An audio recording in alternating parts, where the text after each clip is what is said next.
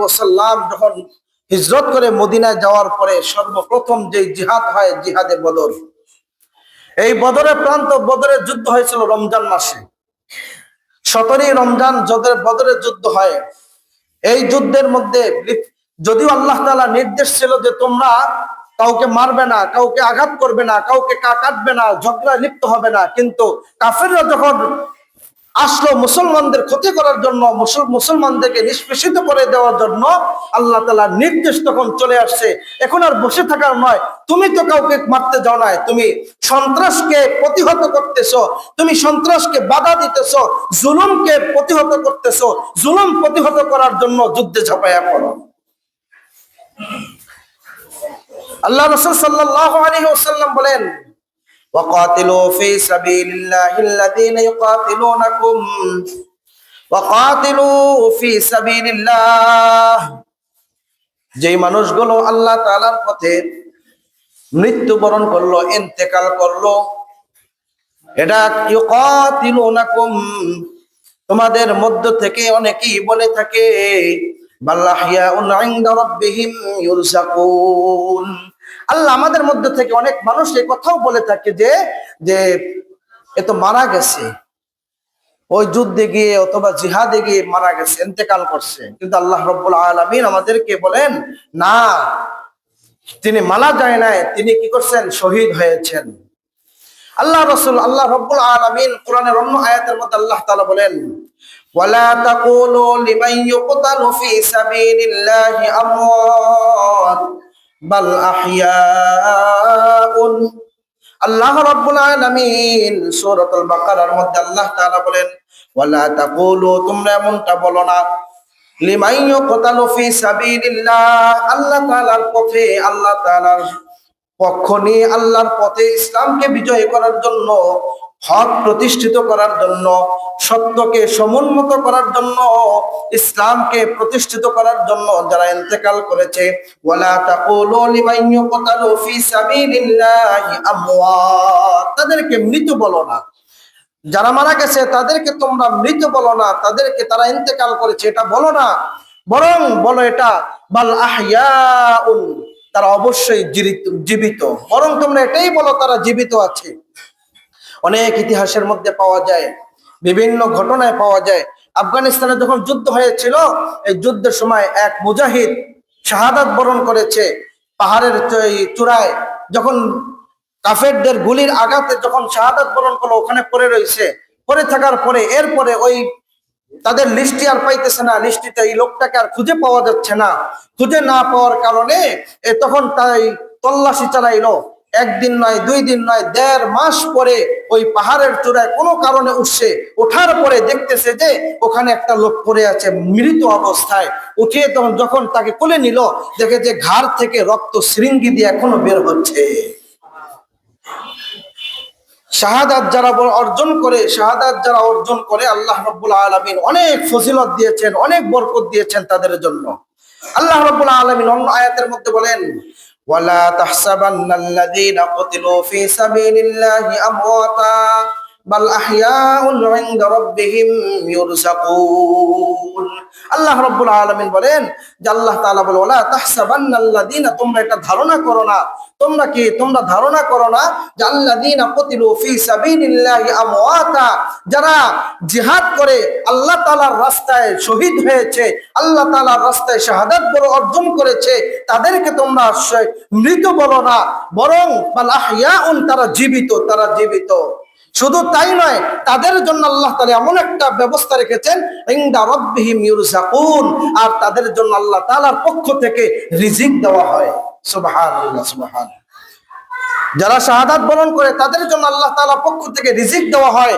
ঠিক তেমনি ভাবে আমাদের সমাজের মধ্যে, আমাদের সমাজে যারাই হক প্রতিষ্ঠিত করার জন্য, হককে সমুন্নত করার জন্য যারা মাজলুমের পক্ষ নিয়ে দাঁড়ায়, জুলুমের বিপক্ষে দাঁড়িয়ে যারা কথা বলে, স্লোগান দেয়, ইন্তেকাল করে, আল্লাহ তাআলা যে হকের পক্ষে যদি থাকে, এটা যদি নিয়ত যদি খালেস থাকে, আল্লাহ রাসূল সাল্লাল্লাহু আলাইহি ওয়াসাল্লাম বলেন, ইন্নামাল আমালু বিন্নিয়াত, নিয়ত যদি সহি থাকে যে আল্লাহ তাআলার জন্য, একমাত্র আল্লাহর জন্য আমি জিহাদ করলাম, একমাত্র আল্লাহ তাআলার জন্য আমি সমাজে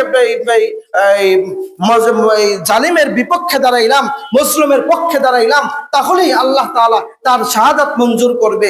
শহীদ হলো 5 প্রকার। কয় প্রকার ভাই? একেবারে ইসলামের শুরু লগ্ন থেকে আজকের দিন পর্যন্ত যারা এই শখের মধ্যে থাকবে, এই খাসের মধ্যে থাকবে, এই নীতিমালার মধ্যে থাকবে, তারাই হলো শহীদ। এর বহির্গত যারা থাকবে তারা শহীদের অন্তর্ভুক্ত নয়। কিন্তু কয়েকদিন আগে এই গোপালগঞ্জে কোন হিন্দু মারা গেছিল, এক আন্দোলনে পরে হিন্দু মারা গেছে, তার নামের পিছনে শহীদ লাগানো হয়েছে। কোন হিন্দু যদি মারা যায় তাকেও কি শহীদ বলা যাবে? আওয়াজ দিয়া বলেন, কোন হিন্দু মারা গেলে শহীদ হবে? এটা কেন সাধারণ বিষয় নয়, এটা চারটিখানি বিষয় নয়, বিশাল ব্যাপার। আল্লাহ রাব্বুল আলামিন হাদিসের মধ্যে, হাদিসে কুদসির মধ্যে আমাদেরকে জানিয়ে দিয়েছেন শহীদ 5 প্রকার। কয় প্রকার ভাই? 5 প্রকার। 1 নম্বর, যদি কোনো মানুষ পেলে রোগে যদি মারা যায়, প্লে রোগে যদি কোনো মানুষ মারা যায়, আল্লাহ তাআলা শাহাদাতের মর্যাদা দান করবেন। 2 নম্বর হইল পেটের রোগে যদি কোনো মানুষ মারা যায়, যেমন পিত্ত, এরপরে লিভার, বিভিন্ন ধরনের যদি পেটের রোগে যদি কোনো মানুষ মারা যায়, একেও আল্লাহ তাআলা শাহাদাতের মর্যাদা দিবেন। 3 নম্বর হলো কোনো মানুষ আগুনে পড়ে অথবা পানিতে ডুবে। কথাটা খেয়াল রাখতে হবে, এখানে একটা খুব গুরুত্বপূর্ণ বিষয়। আগুনে পড়ে অথবা পানিতে ডুবে কেউ যদি মারা যায়, এখন মারা যাওয়ার সময় যারা আগুনে পড়ে, আগুনে দগ্ধ হচ্ছে, এমত অবস্থায় যেই মানুষগুলো, বেশিরভাগ মানুষগুলো বলে অমুক তুমি বাঁচাও, ভাই বাঁচাও, অমুক বাঁচাও, বস আমাকে বাঁচান, বস আমাকে ধরেন, আমাকে বাঁচান, এইভাবে চিৎকার দেয় না? যখন পানির মধ্যে ডুবে যায়, কোন লঞ্চ স্টিমার যখন ডুবে যায়, তখন বলে আমাকে বাঁচান, আমাকে বাঁচান, আমি বাঁচতে চাই। বাঁচানেওয়ালা কে? আওয়াজ দিয়া বলেন কে? আল্লাহকে বাদ দিয়ে সে যখন গায়রুল্লাহর কাছে সাহায্য চাইলো, আল্লাহকে বাদ দিয়ে সে যখন কোনো মাখলুকের কাছে সাহায্য চাইলো, আর এই কথা বলতে বলতে যখন মারা যায়, তখন এটা শহীদের অন্তর্ভুক্ত নয়। যদিও আমরা দেখি আগুনে পড়ে মারা গেছে, পানিতে ডুবে মারা গেছে, কিন্তু তার জবানে কালিমা থাকতে দরকার ছিল, আল্লাহ বাঁচাও, আল্লাহ বাঁচাও, আল্লাহ তুমি বাঁচাও, আল্লাহ তুমি বাঁচানেওয়ালা, তুমি ছাড়া কেউ বাঁচাইতে পারবে না, তুমি একমাত্র বাঁচানেওয়ালা, আল্লাহ বাঁচাও। এই জবান যদি সে কালিমা উচ্চারণ করে নাও করে, যদি এইভাবেও যদি বলতে থাকে আল্লাহ তুমি বাঁচাও, তার নিয়ত থাকবে বাঁচানেওয়ালা কে? আল্লাহ। নিয়ত থাকবে আল্লাহকে বাঁচাও, আল্লাহ তুমি বাঁচাও, আল্লাহর কাছে সাহায্য চাইলো, কোনো গায়রুল্লাহর কাছে না, কোনো মাখলুকের কাছে সাহায্য চাইলো না। তো ওই অবস্থায় যদি মারা যায়, ওটা হলো প্রকৃত শহীদ। এখন পানিতে ডুবে মরলে কি শহীদ? এখন তার জবান থেকে কোনটা আসছিল এটা দেখতে হবে। হ্যাঁ, কোনো ভালো মানুষ, ইমানদার মানুষ যদি এভাবে মারা যায়, হয়তো ধারণা করে নেওয়া যেতে পারে এই মানুষটা শহীদ হয়েছে। হ্যাঁ, এরপরে আবার ধ্বংস স্তূপের তলে পড়ে যারা মারা যায়, এরাও শহীদের মর্যাদা পাবে। যেমন পাহাড় ধসে যারা মারা গেল, বিল্ডিং ধসে, অথবা ভূমিকম্প হয়ে বিল্ডিং ধসে গেছে, এই যে রানা পেলা যা ধসে গেছিল, এই ধরনের এদের মধ্যে যারা ধসে যে মারা যায়, এরাও শহীদের অন্তর্ভুক্ত। এরপরে সর্বশ্রেষ্ঠতম শহীদ হলো, এর উপরে শহীদের মর্যাদা আর কেউ পাবে না, এর উপরে শহীদের মর্যাদা আর কেউ পেতে পারে না। আল্লাহ রাসূল সাল্লাল্লাহু আলাইহি ওয়াসাল্লাম বলেন, আল্লাহর পথে যারা শাহাদাত বর্জন করেছে, ইসলামকে সমুন্নত করার জন্য, এখানে শর্ত হলো 4টা। কয়টা শর্ত? 4 শর্তে যদি কোনো মানুষ মারা যায়, তাকে শহীদ বলা হবে। 1 নম্বর শর্ত হলো আল্লাহ সন্তুষ্টি থাকতে হবে, আল্লাহ সন্তুষ্টি থাকতে হবে, মাজলুমের বিপক্ষে থাকতে হবে, জুলুমের অংশ নিয়ে ক্ষমতা নেওয়ার জন্য, ক্ষমতা ছিনিয়ে নেওয়ার জন্য। বর্তমান তো কেউ মারা গেলেই শহীদ হয়ে যায়, রাজনৈতিক দলের হোক, আলেমরা তো অবশ্যই শহীদ আসবে। হিন্দু মারা গেল শহীদ, ওই বৌদ্ধ মারা গেল শহীদ লাগাইয়া দেয়, শহীদ সবার মধ্যে লাগানো দেওয়া হয়, কিন্তু সকলে শহীদ নয়। 4 শর্তে কোনো মানুষ যদি আল্লাহ রাস্তায় মারা যায়, তাকে শাহাদাত অর্জন করা গণ্য হবে। 1 নাম্বার হলো আল্লাহ সন্তুষ্টি থাকতে হবে। কি থাকতে হবে ভাই? আল্লাহ সন্তুষ্টি থাকতে হবে। 2 নাম্বার হলো হক প্রতিষ্ঠিত করার জন্য। হক প্রতিষ্ঠিত করার জন্য হতে হবে, নিজের খায়েশাতের জন্য না, নিজের অস্তিত্ব টিকানোর জন্য না, নিজের গদি টিকানোর জন্য না, নিজের ক্ষমতায় যাওয়ার জন্য না, সেটা যেই দল হোক না কেন, নিজের ক্ষমতায় যাওয়ার জন্য। যদি কেউ শহীদ হয়, যদি কোনো হত্যা হয়, ওটা নিজের ক্ষমতা পাওয়ার জন্য, আল্লাহর জন্য নয়। এখানে হযরত হুসাইন রাদিয়াল্লাহু তাআলা আনহু তিনি কারবালার প্রান্তরে গিয়েছিলেন আল্লাহ সন্তুষ্টির জন্য।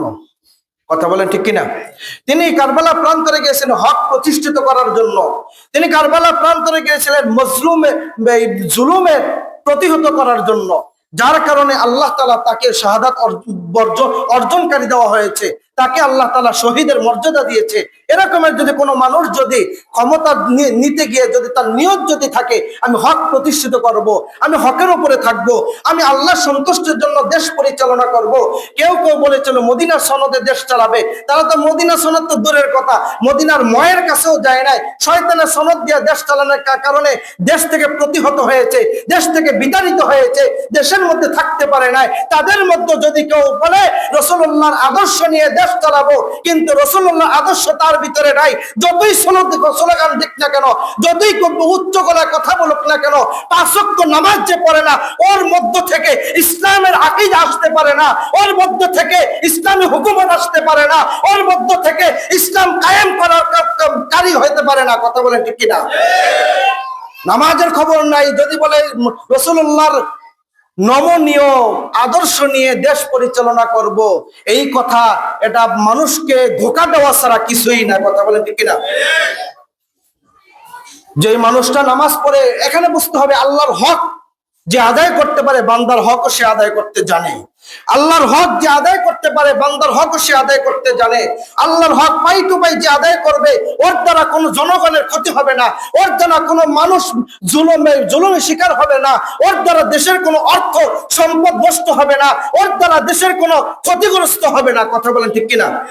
যে আল্লাহর হক আদায় করতে পারে না, যে আল্লাহ রাসূলুল্লাহর আদর্শ নিয়ে চলতে পারে না, ওর দ্বারা ইসলামের হুকুমত যতই বলুক না কেন আসবে না, আসবে না, আসবে না। কথা বলো ঠিক কিনা? এরপরে দেখেন মানুষের জান মালের ইজ্জত রক্ষা করা। এখন এই যে যার মধ্যে আল্লাহর হুকুমত নাই, যার মধ্যে আল্লাহর হুকুম নাই, যার মধ্যে 5 ওয়াক্ত নামাজের নাই, রাসূলের আদর্শ নাই, এই মানুষটা কিভাবে আল্লাহর হুকুমত কায়েম করবে? এই মানুষটা কিভাবে ইসলামী হুকুমত কায়েম করবে? এই মানুষগুলো কিভাবে মদিনার সনদে দেশ চালাবে? এই মানুষগুলো রাসূলুল্লাহর আদর্শ নমনীয় আদর্শ নিয়ে দেশ চালাবে কিভাবে? কথা বলেন। আল্লাহ রাব্বুল আলামিন এরপরে বলেন কারা কারা শহীদ হবেন না। এই হাদিসের শেষ অংশটা আল্লাহ রাসূল সাল্লাল্লাহু আলাইহি ওয়াসাল্লাম বলেন যারা জুলুমে অংশগ্রহণ করবে। কিসে অংশগ্রহণ করবে? জুলুমে অংশগ্রহণ করবে, নিরপরাধ মানুষদেরকে হত্যা করবে, আবু সাঈদের মতো মানুষদেরকে হত্যা করবে, হাদির মতো মানুষদেরকে হত্যা করবে। হাদির কি অপরাধ ছিল? যদি হাদির বিচার না হয় বুঝতে হবে এই বাংলার জমিনে যত নেত্রী আসুক না কেন, যত ক্ষমতাসীন আসুক না কেন, ইসলামের হুকুমত তারা কায়েম করতে পারবে না। কারণ সামান্য মুসলিমের পক্ষে দাঁড়াইতে পারে না, যেই বিচারক মুসলিমের পক্ষে থাকতে পারে না, ও কখনো ইসলামের হুকুমত আনতে পারবে না। ওর দ্বারা ন্যায় প্রতিষ্ঠিত কশিন কালো চিন্তা করা যায় না। কথা বলো ঠিক কিনা? দেখেন শেখ মুজিবুর রহমান তিনি একজন মুসলমান ছিলেন। তার হত্যাকারীকে যদি বাহির থেকে এনে দেশে এনে যদি বিচার করাইতে পারে, তাহলে হাদির হত্যাকারীকেও বিচার করাইতে পারবে। যত টাকা পাচার করে বিদেশে নিয়ে গেছে, তাদের টাকা যেহেতু দেশে আনতে পারা হয়েছে, তাহলে হাদির বিচারও হতে পারবে। হাদির বিচার করতে পারবে না, আবু সাঈদের বিচার করতে পারবে না, আলেম ওলামাদের হত্যাকারীদের বিচার করতে পারবে না, এই শাপলা চত্বরে ওলামায়ে কেরামদেরকে শাহাদাত যারা অর্জন করেছে তাদের পক্ষে বিচার নিতে পারবে না। তাহলে এদের দ্বারা কখনো ইসলাম কায়েম হতে পারবে না, এদের দ্বারা ইসলাম কায়েম হতে পারে না। আল্লাহ রাব্বুল আলামিন এরপরে বলেন যে ইসলামের বিরুদ্ধে যারা লড়াই করে, ইসলাম বিদ্বেষী কথা বলে, ইসলামকে কটাক্ষ করে, যেই দল ইসলামে কটাক্ষ করে, যেই দল একসময় বলছে আলেমদেরকে সুযোগ দেওয়া যাবে না, আলেম ওলামাদেরকে এই রাজনীতিতে আসা যাবে না, আর তাদেরকে আসার কোনো সুযোগ দেওয়া যাবে না, আলেমদের মোল্লারা থাকবে মোল্লাদের মতো, আমরা রাজনীতি করবো রাজনীতির মতো। কিন্তু রাজনীতি হলো কোরআন, রাজনীতি হলো হাদিস, রাজনীতি করেছেন রাসূলুল্লাহ সাল্লাল্লাহু আলাইহি ওয়াসাল্লাম, রাজনীতি করেছেন সাহাবায়ে কেরাম, রাজনীতি করেছেন তাবিঈন, রাজনীতি করেছেন উলামায়ে কেরামরা, হক্কানি উলামায়ে কেরামরা, পূর্বপুরুষ যারা ছিল তারাই রাজনীতি করে দেশকে প্রতিষ্ঠিত করেছে। তারা যদি রাজনীতি না করতো আজকে ইসলাম পাইতাম না। তারা যদি রাজনীতি না করতে ইসলাম পাইতাম না। আমাদের এই দেশ একসময় ইসলামী দেশ ছিল না। ইসলামী দেশ আসছে, ইসলাম যখন কায়েম হয়েছে, ইসলাম কায়েম করতে অনেক রক্ত দিতে হয়েছে, অনেক শ্রম দিতে হয়েছে, অনেক মুজাহাদা করতে হয়েছে, অনেক কষ্ট দিতে হয়েছে, তারপর ইসলাম কায়েম হয়েছে। কথা বলেন ঠিক কিনা? এর নামই রাজনীতি। এখন দেখেন জিহাদের কথা বলা হয়, আমরা অনেকে বলি রাজনীতির কথা বলতেছে না। যখন বলেন যে জাকাতের কথা, অনেকে জাকাত দেয় না, এর বিরুদ্ধে কথা বললে ওইটাই এক ধরনের রাজনীতি। কথা বলেন, যারা জাকাত দেয় না তাদের বিরুদ্ধে কথা বলতে হবে না? তুমি জাকাত কেন দাও না? তোমাকে জাহান্নাম থেকে বাঁচানোর দরকার। তুমি কেন রোজা রাখো না? তোমাকে জাহান্নাম থেকে বাঁচানো দরকার। তুমি কেন নামাজ পড়ো না? তোমাকে নামাজি বানাইতে হবে। নামাজের পথে আনতে হলে যে কথাগুলো বলা দরকার, যেই পদক্ষেপ নেওয়া দরকার, এটার নামই রাজনীতি।